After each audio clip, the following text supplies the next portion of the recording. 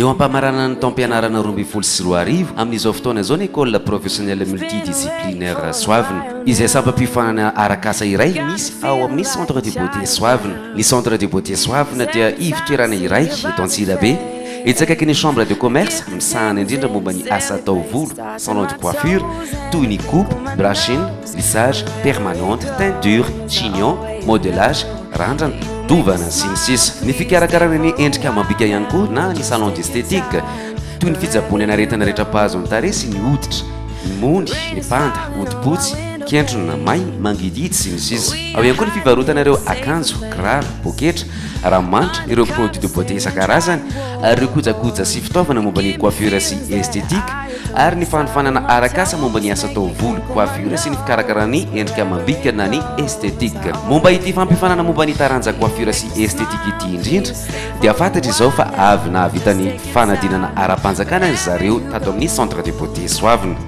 5 ireo mpifanana anatrika amin'ny fanadinana coiffure sy esthétique. Ny zara roa mazava tsara izany ampy tsara ny fifanana izay noratovina nandritra ny herintaona na ny teo amin'ny théorie zany na teo amin'ny pratique.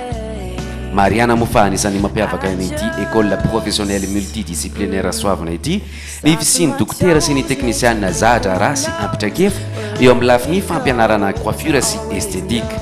Saika isa-taona moa dia misy foana ny mpiofana avy any amin'ny faritra hafa tonga miofana ato amin'ny centre de beauté Soavina. Tsy mahagaga zany, misy ny avy any a Fort-Dauphin, Juliary, Farafangana, Fianaratsoa, Morondava, Toamasina sy ny sisa, ny avetsy Betafo, Ambomandroso ary Ambobary. Mazava ho azy moa zany ny avy eto Antsirabe an-tampon-tanàna. Anisan'ny mampiavaka ny école professionnelle multidisciplinaire Soavina ity ihany koa ny fisiany fanomezana ny fitaovana maimaimpona ary ny fitaovana ampiasain'ny mpiofana dia saika hiatohan'ny sekoly daholo. Ankoatr'izay dia mahazo fifanana manokana momba ny management sy comptabilité ary ny leadership ihany koa ireo mpiofana rehetra izay nandalo tato amin'ny centre de beauté Soavina mba ananan'izy ireo faiza mitantana rahatrizay tonga misehatra ny asa. Ny tarehy sy ny toetra dia samy azo ovaina tsara avokoa. Izay ny tanjon'ny centre de beauté Soavina.